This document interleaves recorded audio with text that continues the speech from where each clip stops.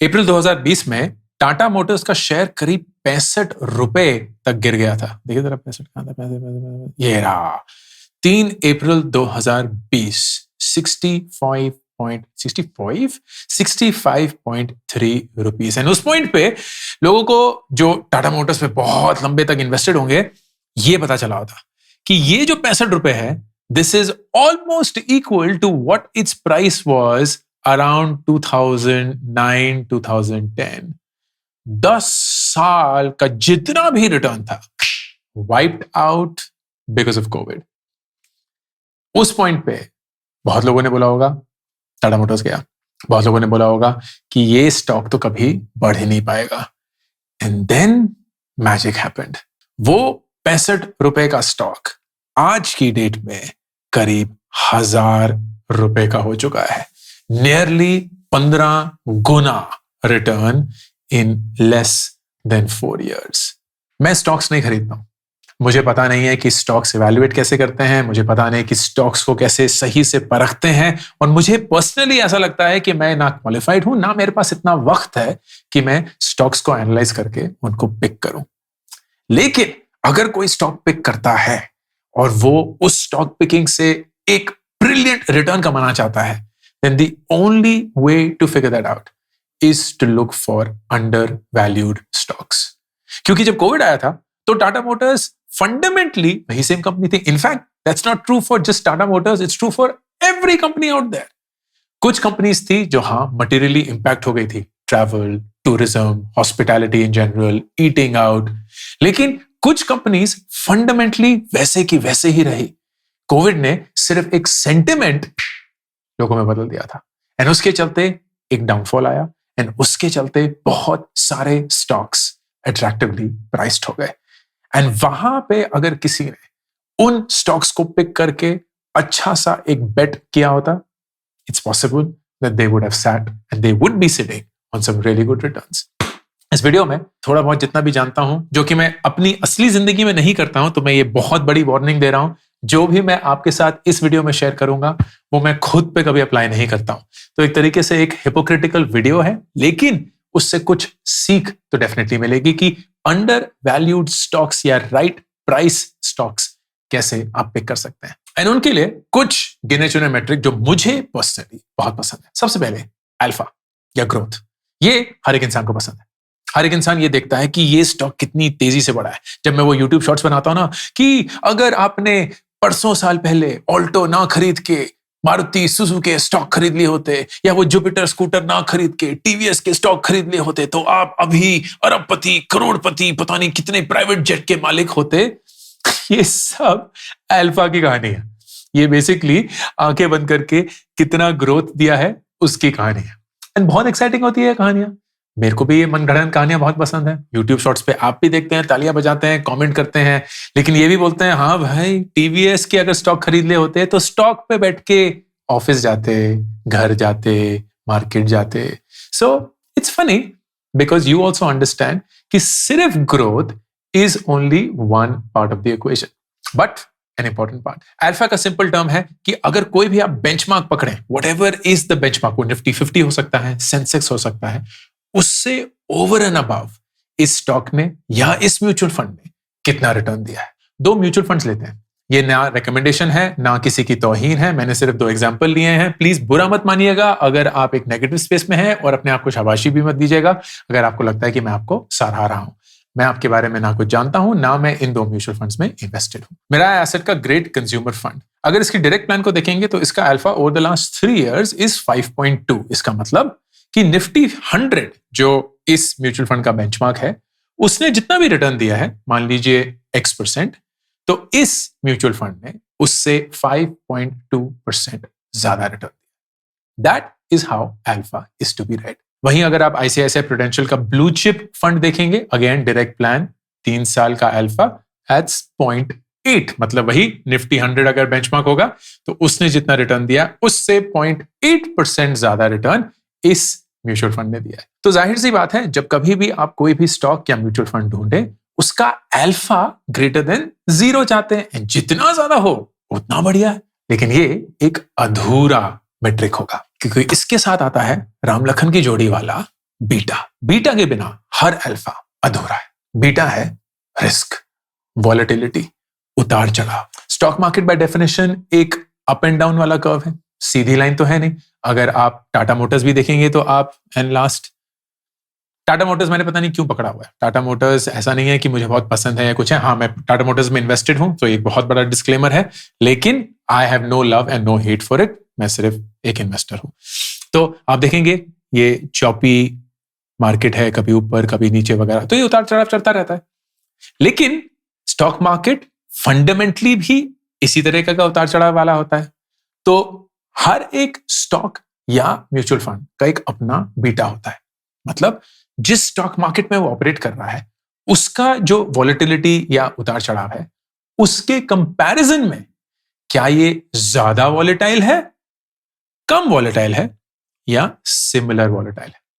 तो अगर आपका बीटा 0 होता है, मतलब जैसे कि स्टॉक मार्केट उतार चढ़ाव पे चलेगा, ये स्टॉक या ये म्यूचुअल फंड भी वैसे ही मोर और लेस चढ़ेगा। अगर बीटा 1 है, इसका मतलब जैसे जैसे स्टॉक मार्केट जो कि बेंचमार्क है वो वॉलेटाइल है, जैसे वो उतरेगा और चढ़ेगा वैसे ही ये स्टॉक और ये म्यूचुअल फंड भी उतरेगा और चढ़ेगा, ऑलमोस्ट एग्जैक्टली द सेम। अगर बीटा 1 से ज्यादा है, उसका मतलब जैसे जैसे स्टॉक मार्केट ऊपर नीचे चढ़ेगा, ये और तेजी से उतरेगा, चढ़ेगा और उतनी ही तेजी से उतरेगा। सो लेट्स अज्यूम कि बीटा किसी का 1.5 है। तो इसका मतलब अगर किसी दिन स्टॉक मार्केट 1% ऊपर हो गया, तो ये स्टॉक या म्यूचुअल फंड जिसका बीटा 1.5 है वो 1.5% ऊपर हो जाएगा। और अगर किसी दिन स्टॉक मार्केट 1% नीचे चला गया, तो यही स्टॉक या ये म्यूचुअल फंड जिसका बीटा 1.5 है 1.5% घट जाएगा। तो it goes in the multiplier of positive and negative. अगर बीटा लेस देन 1 है, मतलब it is less volatile than the stock market. तो फर्ज करिए अगर बीटा 0.5 है, तो स्टॉक मार्केट अगर 1% ऊपर चढ़ा, तो ये स्टॉक या म्यूचुअल फंड सिर्फ 0.5% ऊपर चढ़ेगा। अगर स्टॉक मार्केट 1% नीचे घटा, तो ये स्टॉक या म्यूचुअल फंड 0.5% घटेगा। और अगर बीटा नेगेटिव है तो बड़ा इंटरेस्टिंग होता है, जब जब स्टॉक मार्केट ऊपर चढ़ेगा, ये स्टॉक या म्यूचुअल फंड उतरेगा, क्योंकि ये नेगेटिव या ऑपोजिट वॉलेटिलिटी वाला स्टॉक या म्यूचुअल फंड है। और जब जब स्टॉक मार्केट नीचे उतरेगा, तो ये ऊपर चढ़ेगा, बिकॉज इट एक्ट्स ऑपोजिट। अब इसके चलते आप एक 2x2 मैट्रिक्स इमेजिन करिए। बॉटम पे है अल्फा, लो, हाई, वाई एक्सिस पे है बीटा, लो, हाई। और मैं अगर आपसे पूछूं यार इन 4 खानों में से कि low beta, low alpha, low beta, high alpha, high beta, low alpha, high beta, high alpha, सबसे बेस्ट क्वाड्रेंट या खाना कौन सा है? अब शायद आप गलती से ये बोलेंगे हाई अल्फा, हाई बीटा, क्योंकि दोनों हाई है तो हाई हाई हो रही है। नहीं, हाई अल्फा तो बहुत अच्छा है क्योंकि हमें ग्रोथ मिल रही है, लेकिन हाई बीटा उतना अच्छा नहीं है क्योंकि उस ग्रोथ के लिए हमें बहुत ज्यादा रिस्क लेना पड़ रहा है, क्योंकि वो बहुत ज्यादा वॉलेटाइल है। तो द बेस्ट क्वाड्रेंट या खाना is high alpha, low beta. Growth तो बहुत मजेदार आ रही है, लेकिन उसके लिए आपको ज्यादा रिस्क नहीं लेना पड़ रहा है। तो स्टॉक मार्केट में जितना रिस्क या वॉलेटिलिटी है, उससे कम ये स्टॉक या म्यूचुअल फंड। एंड सबसे worst by that definition will be low alpha, high beta, कि ग्रोथ तो आई नहीं रही है लेकिन हम जबरदस्ती का रिस्क लेके बैठे हुए हैं। Good example could be penny stocks. वो 1 2 4 रुपए के स्टॉक जो हम खरीदते हैं और हम शाबाशियां देते हैं कि 500 रुपए में 100 स्टॉक खरीद लिए, वाह वाह भाई, वाह वाह वाह। द होप इज कि वो 5 रुपए 10 रुपए हो जाएंगे और आपके पैसे दुगने, लेकिन रिस्क इतना ज्यादा है दोस्त, क्योंकि देयर इज अ रीजन वो स्टॉक 5 रुपए का है। कोई अच्छी वैल्यूड कंपनी इतने सस्ते में स्टॉक नहीं दे रही होती है, क्योंकि एक प्राइस अर्निंग रेशियो होता है, एक प्राइस टू बुक रेशियो होता है, एक अर्निंग पर स्टॉक या शेयर होता है। So there is an inherent floor price below which the company becomes very dicey, very risky. तो अगर आप ले लेते हैं क्योंकि आपको ज्यादा स्टॉक्स या शेयर्स मिल जाएंगे, that is for the lure of high alpha, लेकिन आप चाहे चाहे या अनचाहे हाई बीटा में घुस रहे हैं। तो एक क्विज क्वेश्चन कमेंट सेक्शन में इस क्विज क्वेश्चन को सुन के पॉज करके जवाब दीजिएगा। 2 कंपनी हमारे पास। एक कंपनी बोलते हैं वारिकू स्टॉक ए, इसका अल्फा है 4.2, 4.2, बेंचमार्क दोनों का सेम है, लेट्स से निफ्टी 50 या जो भी हो। इसका अल्फा है 4.2, बीटा है 0.85, एंड एक दूसरी कंपनी है वारिको स्टॉक बी जिसका अल्फा है 5.5 लेकिन बीटा है 1.5। अब आप मुझे बताइए कि इन दोनों में से सिर्फ इस डेटा को मद्देनजर रखते हुए, बाकी हर एक चीज अज्यूम कर लीजिए सेम है या इंपॉर्टेंट नहीं है, which of these two stocks will you buy, stock ए या स्टॉक बी? पॉज करके कमेंट सेक्शन में जवाब दीजिए। आगे, अब जेन्युइनली ना इस सवाल का कोई राइट या रॉन्ग आंसर नहीं है, क्योंकि आपकी श्रद्धा है। अगर आप रिस्क लेने के लिए तैयार हैं तो कौन बोलता है कि 1.5 का बीटा गलत है? अगर आप रिस्क लेने के लिए तैयार नहीं हैं तो फिर तो 1.5 बीटा गलत ही है। मुझसे अगर आप पूछेंगे, I would go with stock ए। 4.2 का अल्फा है तो बुरा नहीं है, एंड 0.85 का बीटा है, मतलब रिस्क जितना होता है मार्केट में उससे कम ही है। तो मैं गधा हूं कि मैं ज्यादा रिस्क लूंगा। अगर मैं ले भी लूंगा तो वो 1.3% जो एक्स्ट्रा मिलेगा, क्योंकि 4.2 से 5.5 है, तो ये देखना होगा कि कितने लंबे दौरान तक इस 1.3% को मैं कंपाउंड कर सकता हूं, क्योंकि 1.3% over a long period of time तो बहुत बढ़िया रिटर्न देगा, लेकिन अगर हम छोटा पीरियड लेंगे तो रिटर्न नहीं देगा। So you will see that even with this there are a lot of nuances, pros, cons to get there. तो हम ना इसको रियल डेटा पे आजमा के देखते हैं, एंड लेट्स सी कि अगर आज मुझे इस टेक्निक के थ्रू अंडर वैल्यूड या हाई पोटेंशियल स्टॉक्स खरीदने होते तो वो कौन से होते। हम यूज कर रहे हैं टिकर टेप का स्क्रीनर। ये पेड वीडियो नहीं है। टिकर टेप ने मुझे कोई पैसे नहीं दिए हैं इनका नाम लेने के लिए। स्क्रीनर मैं बाकायदा यूज करता हूं, मुझे बहुत पसंद है, बहुत इंट्यूटिव, बहुत अच्छा सा है, तो that's what we will use. ये है हमारे स्टॉक यूनिवर्स की दुनिया, 5083 शेयर्स इन ऑल, ठीक है। एंड इस पे अब हम फिल्टर डालते रहेंगे। तो मार्क कैप में हम बाद में आते हैं। ये हर एक साइज की कंपनी होगी, छोटे से लेके बड़े तक। सबसे पहला फिल्टर हम डालते हैं रेवेन्यू ग्रोथ का। मैं चाहता हूं कि जिस कंपनी में भी मैं इन्वेस्ट करूं वो कंसिस्टेंटली 5 साल तक कम से कम ग्रो करी हो। अब इसमें आप देखेंगे कि कुछ कंपनीज है जो नेगेटिव ग्रोथ है, कुछ कंपनीज है जो बहुत ही धमाकेदार है। एंड लेट्स से कि हम चाहते हैं कि कम से कम 10% ऑन अ ईयर हर साल पिछले 5 साल तक कम से कम वो ग्रो करे है। तो जैसे आप ये डालेंगे 5083 नाउ बिकम्स 1777। सो सिर्फ 1780 के करीब कंपनियां हैं जो कि पिछले 5 साल ऑन एन एवरेज 10% से अपना रेवेन्यू ग्रो कर रही है। फिर हम EBITDA ग्रोथ भी डालते हैं, क्यों ना डालें, तो ये 5 साल का हम डालते हैं। इसमें भी मेरी यही मनोकामना है कि कम से कम 10% तो होना ही चाहिए। जैसे ये डालेंगे अब हमारे पास सिर्फ 1206 कंपनियां बच गई हैं, बढ़िया है। फिर हम जाते हैं अल्फा में, एंड अल्फा की डेफिनेशन देख लेते हैं क्या लिखा है। Excess return of a stock relative to its benchmark calculated using 104 weekly price close points. मतलब लास्ट 2 साल का ये अल्फा है। इसका मतलब ये बिल्कुल भी नहीं है कि ये अल्फा जिंदगी भर वही रहेगा। इसका मतलब ये भी नहीं है कि पिछले 5 साल में यही अल्फा था ना, ये पिछले 2 साल का ही अल्फा है, and that is the limitation of at least this tool. तो अल्फा जाते हैं, एंड अल्फा में हम देखेंगे कि नेगेटिव है, मतलब जैसे जैसे स्टॉक मार्केट बढ़ा है इसने नेगेटिव रिटर्न दिया है, तो वो नहीं चलेगा। हमें चाहिए कि हम कम से कम ठीक लगा लो 4%। 4% तो कम से कम बेंचमार्क को बीट करना है। 5 भी हो सकता है, आपकी श्रद्धा है। 4 डालते हैं 864। 5 साल के देखें क्या होता है, 5 850, ठीक है, तो बुरा नहीं है, 5 ही लेके चलते हैं। तो 5 लेंगे, 850 कंपनियां हो चुकी हैं। Now we will go and add beta. Beta की डेफिनेशन क्या है? It's a measure of the company's stock price volatility relative to the market. Again, 2 साल का। So let's do that. अब बीटा हमें क्या चाहिए? आइडियल बीटा है 1, एक्चुअली आइडियल बीटा 1 भी नहीं है। आइडियल बीटा है कि जितना स्टॉक मार्केट वॉलेटाइल है उससे कम वॉलेटाइल है, तो आइडियल बीटा तो 0 होना चाहिए। 0 मतलब, एक्चुअली 0 तो होता ही नहीं है, बट 0 का मतलब कि वॉलेटाइल ही नहीं है, एंड माइनस में जैसे चला जाएगा मतलब नेगेटिवली कोरिलेटेड है। Let's say the beta is 0 and maximum मुझे 1.5 चलेगा, उससे ज्यादा नहीं। जैसे ही किया 575 रिजल्ट्स आ गए, बढ़िया है। फिर हम जाते हैं and let's look at some attractively price. ऐसा भी नहीं होना चाहिए कि यार इतने बढ़िया बढ़िया रिजल्ट हैं तो वो स्टॉक ऑलरेडी बहुत आगे भाग चुका है।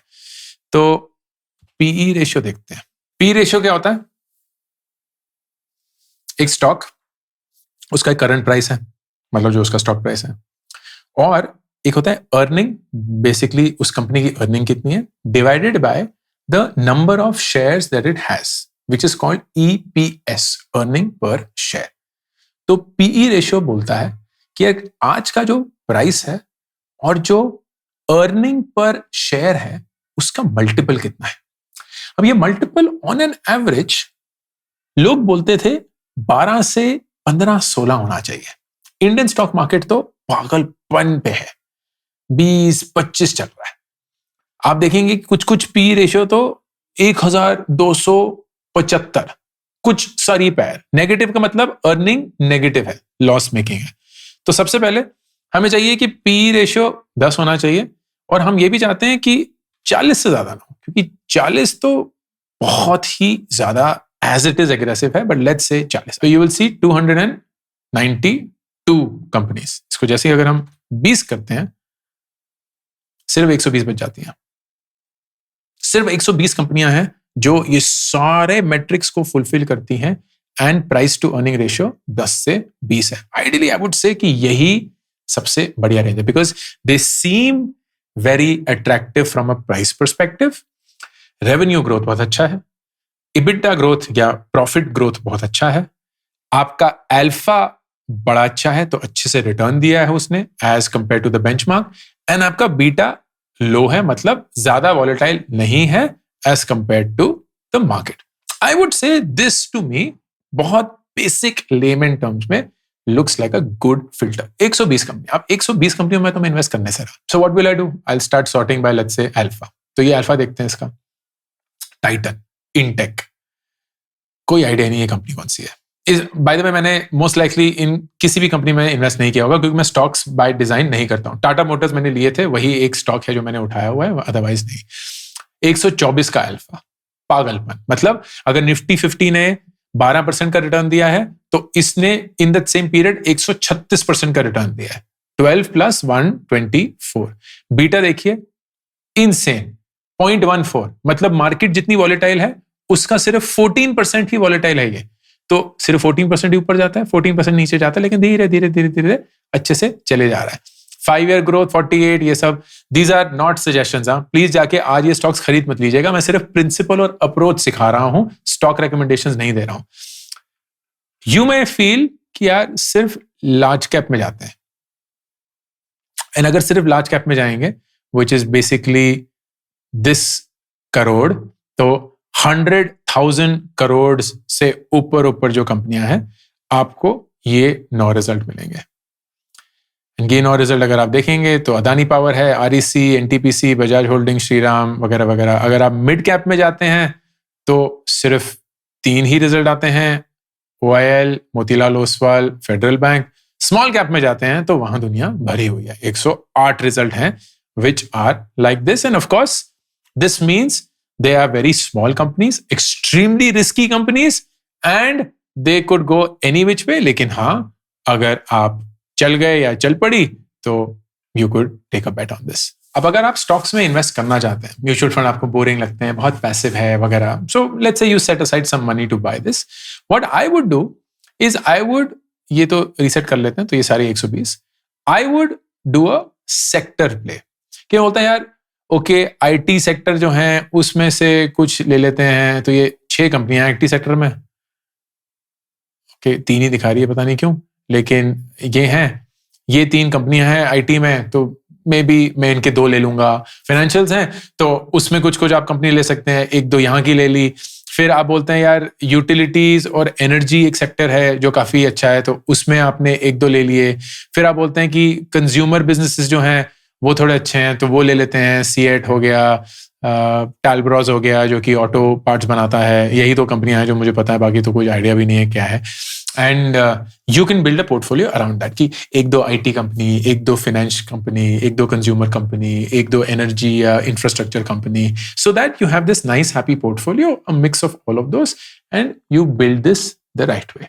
अब एक बहुत बड़ी चीज अगर आप ये वाकई में करते हैं, विच इज रीबैलेंस. जब कभी भी आप कोई स्टॉक खरीदते हैं, जरूरी नहीं है कि वो स्टॉक हमेशा परफॉर्म करता रहेगा, क्योंकि जैसे हमने टाटा मोटर्स की एग्जांपल देखी राइट इन द बिगनिंग, 10 साल even after going through all the ups and downs it became flat. So it's possible that at some point of time you're like, यार इस स्टॉक में जो मुझे लगा था पहले, मैंने पूरी एनालिसिस करी है, अल्फा बीटा ये सब की वगैरह, it doesn't hold true anymore, क्योंकि वो लास्ट 2 साल का ही था एंड हिस्टोरिकल था. जरूरी नहीं है कि फ्यूचर में वही होगा, कुछ भी हो सकता है, कंपनी बदल गई, इंडस्ट्री बदल गई, रेगुलेशंस बदल गई, whatever. You would then rebalance, which means कि आप फिर से ये एनालिसिस करेंगे, see if that stock फिर से qualifies to deliver, and usually ये अपडेट कब होता है? क्वार्टरली रिजल्ट्स पे होता है, एनुअल रिजल्ट्स पे तो पक्का ही होता है. So you would 100% do an annual rebalance and if needed a quarterly or a 6 monthly rebalance. मतलब आप फिर से अपने पोर्टफोलियो के देखेंगे, you will realize कि कुछ काम कर रहे हैं, कुछ काम नहीं कर रहे हैं, and you will adjust, which is what mutual fund companies do, and it depends कि वो कितना एक्टिवली है, कितना पैसिवली कर रहे हैं. अब ये जाहिर सी बात है, जैसे ही मैं ये डिस्क्राइब कर रहा हूं, this is a lot of work, this is a lot of experience, this is a lot of expertise, and शायद आपके पास ना एक्सपीरियंस है, ना वक्त है, एंड ना आपके पास वो एक्सपर्टीज है. In which case lean on to what I always recommend, passive investing. Passive investing में आप किसी और को रिस्पॉन्सिबिलिटी दे रहे हैं ये सारी चीजें करने के लिए. They are called mutual fund managers. वो म्यूचुअल फंड मैनेजर चाहे मिड कैप का हो, स्मॉल कैप का हो, ब्लू चिप का हो, यहाँ का हो, वहां का हो, वो फाइट मार रहा है अपनी टीम के साथ, वो सब काम कर रहे हैं, वो ये रिसर्च कर रहे हैं, वो फाउंडर्स से मिल रहे हैं, वो रिपोर्ट्स पढ़ रहे हैं, and you are simply giving them a expense ratio to do all of that work. बहुत ही बढ़िया passive results. Yes, the returns may not be as high as what you could get अगर आप individually stock purchase करते, but you save on time, which I would deploy to earning more money. तो जैसे मैं अपनी जिंदगी जीता हूं, मेरा वक्त इन्वेस्टिंग में नहीं जाता, मेरा वक्त इनकम जनरेशन में जाता है. Setting up businesses, generating income, generating cash flow, ताकि उसको मैं पैसिवली इन्वेस्ट कर पाऊं, and my money keeps compounding nicely. And I know that I'm using my brains to generate more and more income as against more and more returns, क्योंकि returns कोई और responsibly संभाल रहा है. श्रद्धा आपकी है, डिसीजन आपका है, पैसे आपके हैं, जिंदगी आपकी है. मेरा काम सिर्फ दिखाना, समझाना एंड आपको वाकिफ कराना है. I hope this was useful. Ankur Warikoo signing off. मेरी नई किताब मेक एपिक मनी 1 महीने के अंदर ही 1 लाख कॉपीज बेचकर हिंदुस्तान की बेस्ट सेलर बन चुकी है. आप इसको ऑर्डर कर सकते हैं Amazon. इसी के साथ मेरी पहली 2 किताबें gate epic shit done and do epic shit भी बेस्ट सेलर्स हैं, Amazon पे अवेलेबल हैं. Audio book, Hindi format and English format. ये 3 किताबें आपकी रीडिंग जर्नी को एक आदत में बनाने के लिए.